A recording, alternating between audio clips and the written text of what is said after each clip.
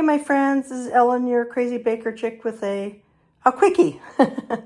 So I make my Hawaiian recipe, Hawaiian bread, Hawaiian rolls recipe pretty often.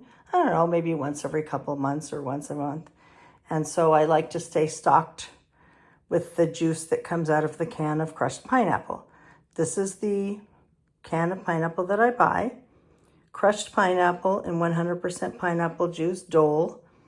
And this is the size, 20 ounces. And that's the one I buy. And then what I do is I use, sorry, I'm spinning you around my kitchen, but I use a big strainer like this over a sizable bowl.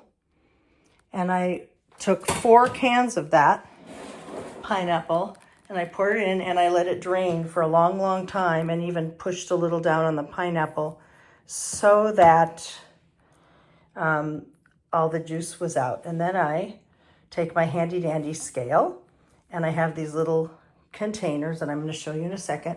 And I weigh out the 120 grams that I need for Hawaiian bread. And look, they're ready to go in my freezer. That's 10 recipes worth of Hawaiian bread.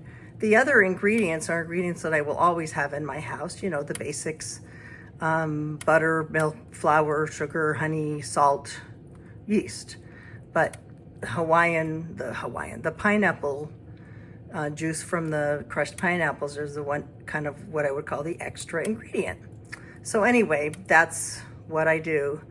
And then I don't have to keep them upright like that now that they're frozen. I did this yesterday. So now I can just put them in Ziploc baggies and they don't have to be upright anymore. That's just my little tip.